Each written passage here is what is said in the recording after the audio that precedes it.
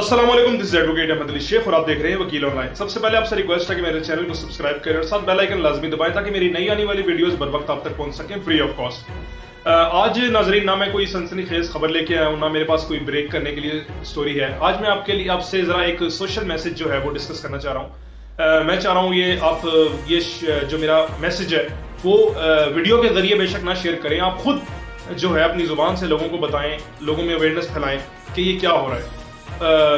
Basically आज मैं जब कोर्ट से वापस आ रहा था प्रोसीडिंग करके, तो रास्ते में मुझे एक सिग्नल पे मेरी गाड़ी रुकी। वहां पे मैंने दो बच्चों को देखा, वो आपस में बातें कर रहे थे और उसमें से एक बच्चे ने अपनी जेब से रैपर निकाला बिस्किट्स का, और बिस्किट निकाल कर सिर्फ रैपर सीधा जमीन पे फेंक दिया। मैंने जब जमीन पे देखा तो इधर उधर उसके साथ कई रैपर मौजूद थे, कई टॉफियों के, बिस्किट्स के, चिप्स के और भी काफी कई किस्म के गन थे, शॉपर वगैरह थे। तो मेरे जहन में ये आया, अब फिर मुझे उसकी वजह पता लगी कि उस बच्चे ने बगैर सोचे समझे जमीन पे ये चीजें क्यों फेंक दी।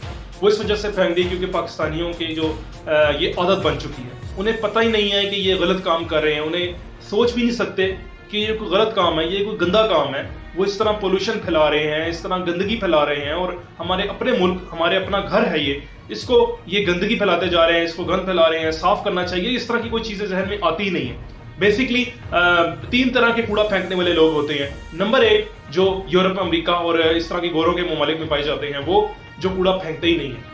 वो गाड़ी में भी कहीं जा रहे होंगे तो शॉपर के अंदर ही अपनी चीजें, केले के छिलके वगैरह फेंकेंगे तो शॉपर के अंदर ही फेंकेंगे, और उसके बाद फिर गट मार के जहां भी उनको कूड़ादान नजर आएगा, जहां भी वो गाड़ी रोकेंगे, वहां पे वो डिस्पोज ऑफ कर देंगे। ना गाड़ी में फेंकेंगे ना बाहर फेंकेंगे। नंबर दो, वो होते हैं जो इधर उधर देख के, झुक के, शर्मिंदगी महसूस करके और मजबूर होकर कूड़ा जो है वो जमीन पे फेंकते हैं।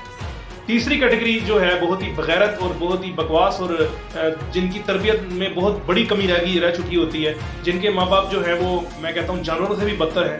तो वो वाली कैटेगरी आती है जो कि बिना सोचे समझे इस तरह के रैपर और इस तरह का गन जो है वो जमीन पे फेंक देते हैं। मुझे ये दूसरी कैटेगरी से एक मुझे वाकया याद आया कि जब मैं इंटरनेशनल इस्लामिक यूनिवर्सिटी से जब मैं लॉ कर रहा था, वहाँ के ग्रीन कैफे एक है, वहाँ जो खुला एरिया होता है, वहाँ पे इंटरनेशनल इस्लामिक यूनिवर्सिटी में चाइनीज, कोरियन और बाकी साउथ अफ्रीका जो भी आसपास के ममालिक के मुस्लिम लोग जो हैं वो यहाँ पे तालीम हासिल करने आते हैं, शरिया वगैरह पढ़ने आते हैं। तो मैंने वहाँ देखा कि एक स्याह फाम यानी कि काला लड़का था, तो वो वहाँ पे बैठ के चाय पी रहा था और उसने भी इस तरह लेस खा रहा था गालिबन वो। तो उसने वो चिप्स खाई और रैपर जो है उसने देखा इधर उधर के आसपास टेबल के साथ तो कोई डस्टबिन थी नहीं जो कि होनी चाहिए।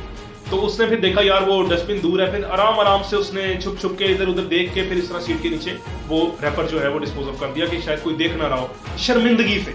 वो जो मैंने आपको बताया ना दूसरी कैटेगरी जो शर्मिंदा होके गंद फैलाते, वो उस कैटेगरी से था।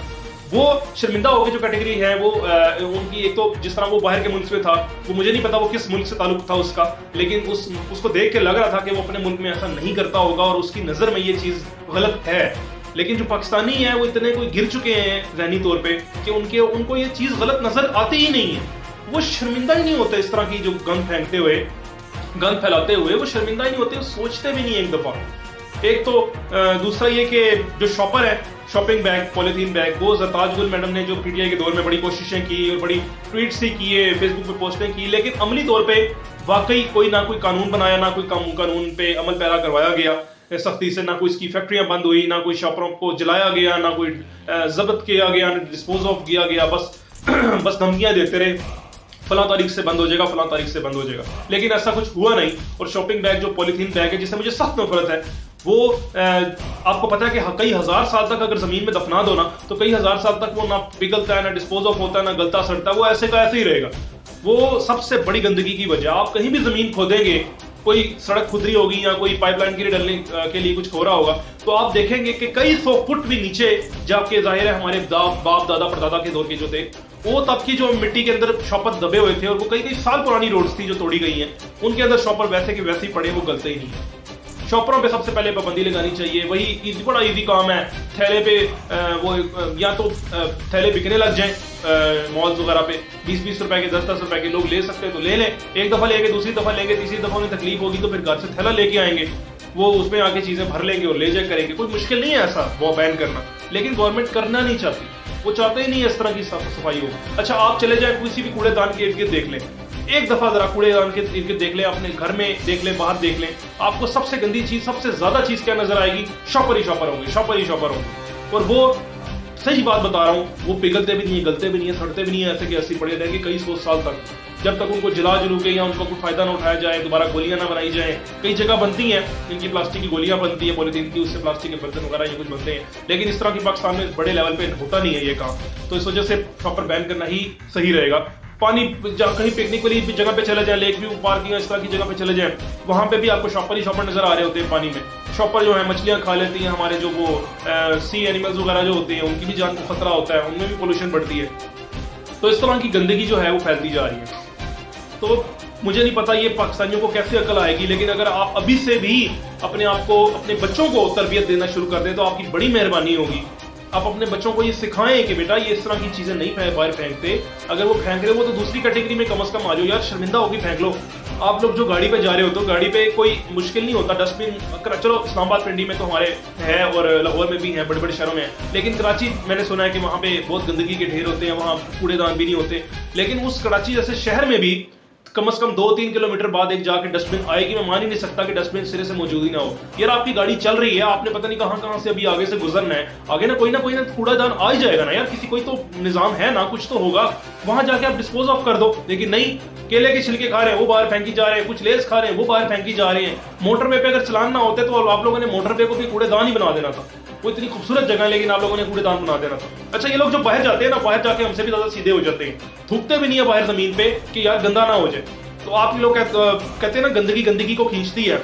अक्सर लोग कूड़ा इस वजह से फेंक देते हैं गलियों में कि यार पहले भी तो बहुत पड़ा हुआ है ना, सब साफ जगह पे लोग फेंकते हो, डरते हैं। लेकिन आप खुद सोचेंगे जो कूड़ा, ये जो गंदी जो गलियां वगैरह हुई हैं, ये भी आप लोगों ने ही की। आप जैसे गलीज और मैं क्या बोलूं आपको, जैसे मनहूस लोगों ने ही की। आप तो खुदारा अपने बच्चों को तरबियत दें, उन्हें समझाएं, और आसपास के जो लोगों में बैठे हैं, आप मजलिस में बैठे हैं, आप दोस्तों की गैदरिंग में बैठे हैं, आप प्लीज ये छोटा सा मैसेज मेरा आगे शेयर कर दें कि इस तरह की हरकतें करने से बाज आएं और मुल्क को साफ पाक रखें। और ये जो गुटखा पान, ये जो इस तरह की जो चीजें थूकरे होते हैं उनसे भी ग्रेज करें, और जितना भी हो सके मुल्क को साफ सुथरा रखने की कोशिश करें, और अपने मुल्क को ही आप यूरोप, अमेरिका और कनाडा जैसा साफ सुथरा बनाने की कोशिश करें।